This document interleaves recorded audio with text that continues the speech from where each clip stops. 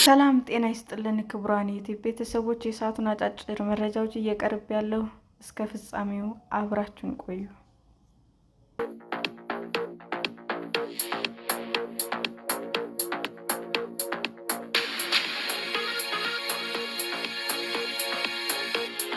ፓኪስታን እንዴት ትራምፕን አሳምና ሳይጠበቅ የኢራን ጦርነት አሸማጋይ ሆነች?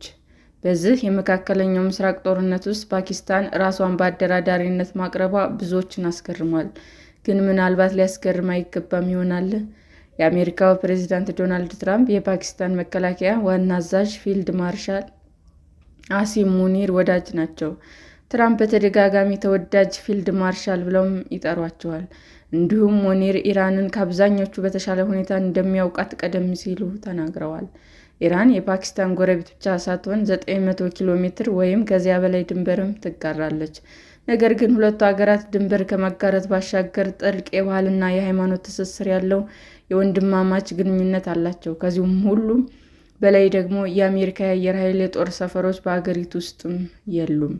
በባህረ ሰላጤ ውስጥ ካሉት ብዙ የተለመዱ አሸማጋዮች በተለየ መልኩ እስካሁን ድረስ ወደ ግጭት ተስባ አልገባችም። ፓኪስታን በአሜሪካና በኢራን መካከል ሰላም እንዲወርድ ለማሸማገል ብርቱ ፍላጎት አላት። ያም ሆኖ ኢስላማባድ ከሁለቱ ጎረቤቶቿ አፍጋኒስታንና ህንድ ጋር ግጭት ውስጥ የገባች ሀገሯ ራሷን የሰላም መልእክተኛ አድርጋ እንዴት እንዳስቀመጠች ጥያቄዎች ተነስተዋል። ሀገሪቱ በአሁኑ ጊዜ አፍጋኒስታንን በቦምብ እየደበደበች ሲሆን፣ ከህንድ ጋር ያለው ውጥረት ባለፈው ዓመት ብቻ የኒውክሌር ጦርነት እንዳያስነሳ የሚል ፍርሃትም ቀስቅሶ ነበር። ፓኪስታን እስካሁን ድረስ በኢራንና በአሜሪካ መካከል ያለውን አጣብቂኝ መስመር በመከተል በሁለቱ ወገኖች መካከል መልእክቶችን በማቀባበል ላይ ብቻ አተኩራለች። ከሌሎች ጉዳዩ ከሚመለከታቸው የሙስሊም ሀገራት የተውጣጡ የውጭ ጉዳይ ሚኒስትሮች በሳምንቱ መጨረሻ ላይ አስተናግዳለች። እንዲሁም ዲፕሎማሲያዊ የስልክ ውይይቶችንም አድርጋለች። ነገር ግን በሁለቱ ተፋላሚ ወገኖች መካከል የሚካሄድ ግንኙነት ከአደጋ የጸዳ አይደለም። ፓኪስታን ከውጭ በምታስገባው ነዳጅ ላይ በጣም ጥገኛ ናት። ይህ የነዳጅ ዘይት ደግሞ አብዛኛው የሚመጣው በሆርሙዝ የባህር ወሽመጥ በኩል ነው። ፓኪስታን ከመካከለኛው ምስራቅ ውጭ ካሉ ሌሎች ሀገሮች ሁሉ በተለየ እዚህ ግጭት ውስጥ ብዙ ትኩረቷን የሚስቡ ነገሮች አሉ ሲሉ በአትላንቲክ ካውንስል የደቡብ እስያ ከፍተኛ ፊሎ የሆኑት ማይክል ኮልማን ለቢቢሲ ተናግረዋል። ግጭቶች እንዳይባባሱ ለማድረግ ከበቂ በላይ የሆኑ አሳማኝ ምክንያቶችም አላት። የፓኪስታን መንግስት በመጋቢት ወር መጀመሪያ ላይ የቤንዚን እና የናፍጣ ዋጋ በ20 በመቶ አካባቢ ጨምሯል።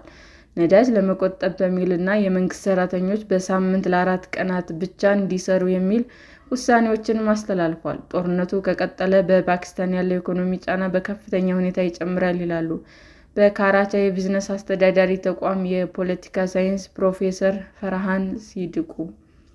እንዲሁም የግጭቱ እየተባባሰ መሄድ ምን ሊያመጣ ይችላል የሚሉ ስጋትም አለ።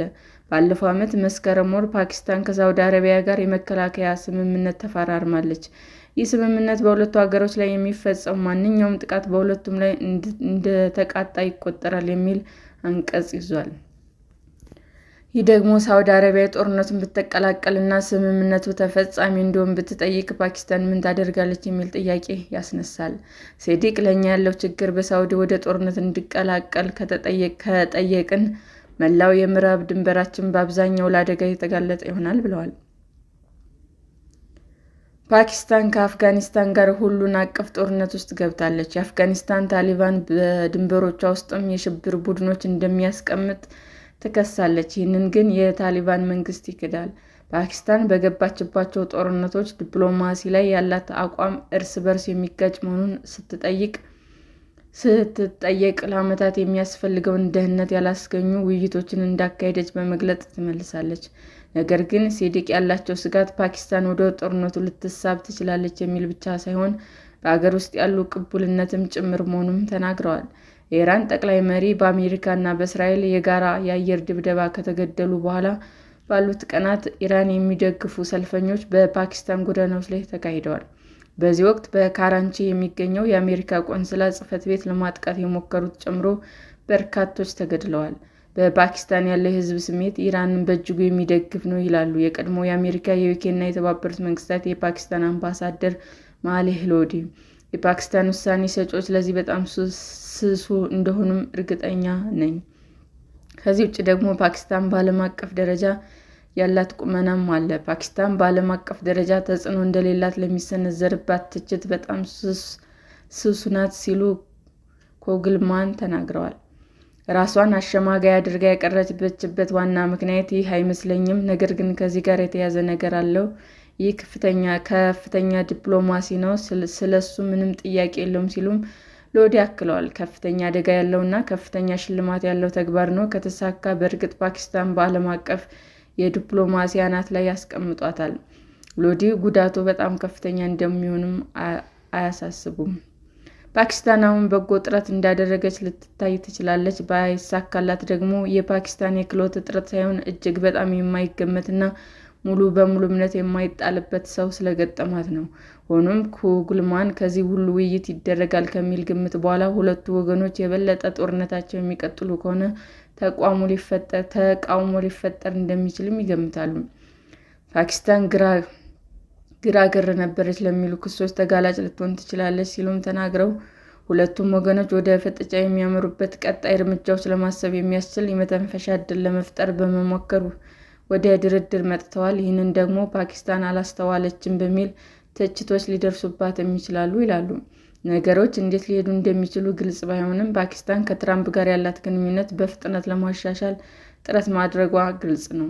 እንደ አውሮፓውያን አቆጣጠር በ2025 ፓኪስታን ከህንድ ጋር በነበራት ፍጥጫ ወቅት ትራምፕን ወሳኝ የዲፕሎማሲ ጣልቃ ገብነት አሳይተዋል በሚል ለኖቤል የሰላም ሽልማት መርጣለች። ከዚህም ባሻገር አሜሪካ ከአፍጋኒስታን ስትወጣ የካቡል አየር ማረፊያ የቦምብ ፍንዳታን በማቀድ የተከሰሰውን ሰው ለዩኤስ አሳልፋ ሰጥታለች። ፓኪስታን ለትራምፕ 2 ዕድሎችን አስቀድማ ሰጥታለች። እነዚህም ለራሳቸው በጣም አስፈላጊ ናቸው፣ ይህም ግንኙነቱን እንዲጠናከርና አዲስ ግለት እንዲያገኝ አድርጓል ብለዋል ሎዲ። ኩግልማን አክለውም ከህንድ በተለየ መልኩ ያልተለመዱ የዲፕሎማሲ ጨዋታዎች ለመጫወትም ፈቃደኛ ነች ብለዋል። የፓኪስታን ከፍተኛ መሪዎች ፕሬዝዳንቱን ለመማረክ ከመንገድ ወጥተው መሄዳቸው ይህ በዋሽንግተን ዘንድ ያላቸው ዓላማ በእጅጉ አግዞታል። እናም ፓኪስታን በአስተዳደሩ ፊት የበለጠ ማራኪ አደራዳሪና አስታራቂ እንድትሆን አድርጓታል። ነገር ግን ከአሜሪካ ጋር ያለው ግንኙነት የፓኪስታን ብቸኛ መጫወቻ ካርድ አይደለም። ፓኪስታን በቀጠናው ዲፕሎማሲ ውስጥ አደጋን መቀነስ ከሁሉ የተሻለ መንገድ መሆኑን ተገንዝባለች ሲሉም ሴዲቅ ተናግረዋል። አሁን የምንኖርበት ዓለም መንግስታት በተለይም በመካከለኛው ኃይሎች ባለብዙ አሰላለፍ ፖሊሲን ለመከተል የበለጠ ዕድል የሚሰጡበት ነው። ፓኪስታን ከኢራን ጋር ለመነጋገር በጣም ተመራጭ የሆነችው እስራኤል ወይም አሜሪካን ደግፋ የመሆን ስሜት ስለሌላት ይመስለኛል። ይህ በእንዲህ እንዳለ የዲፕሎማሲያዊ ውይይቶች ቀጥለዋል። የፓኪስታን የውጭ ጉዳይ ሚኒስትር ኢሻቅ ዳር ማክሰኞ ዕለት ከቻይና አቻቸው ዋንጊው በቀረበላቸው ግብዣ ወደ ቻይና ይጓዛሉ። ግን አሁንም ለፓኪስታን ትልቅ ጥያቄዎች አሉ። ተፈላጊ ወገኖች የሰላም ስምምነት ላይ እንዲደርሱ ማድረግ ደግሞ ረጅም ጊዜ የሚወስድ ነው። በግልጽ ስንነጋገር በአሜሪካውያን በኢራናውያን መካከል ምን ያህል አለመተማመን እንዳለና በአሜሪካም ሆነ በኢራን በኩል የሚቀርቡት ጥያቄዎች ምን ያህል ከፍተኛ እንደሆኑ ከግምት ውስጥ በማስገባት የስምምነት ዕድሉን ያህል አጓጊ አይደለም ሲሉም ጉልማን ተናግረዋል። ፓኪስታን አሁን ያወጣቻቸው እቅዶች ካልተሳኩ ምን ማድረግ እንዳለባት ማሰቡ እጅግ በጣም አስቸጋሪ ስሌት ይመስለኛል ብለዋል። ሰላም ጤና ይስጥልን ውድ የዩቲዩብ ቤተሰቦቼ እንዴት ናችሁ? አዲስ ጀማሪ ነኝና ሰብስክራይብ ያደረጋችሁ አበረታቱኝ። አመሰግናለሁ። ዩቲዩብ አድማጮቻችን ለሰዓቱ ያቀረብኩላችሁ አጫጭር መረጃዎች ይህንን ይመስል ነበር። በሌላ መረጃ እስክንገናኝ ሼር፣ ላይክ፣ ሰብስክራይብ እንዲሁም ቢቀርብልን የምትሉት መረጃ ካለ ኮሜንት እያደረጋችሁ ቸር ቆዩን።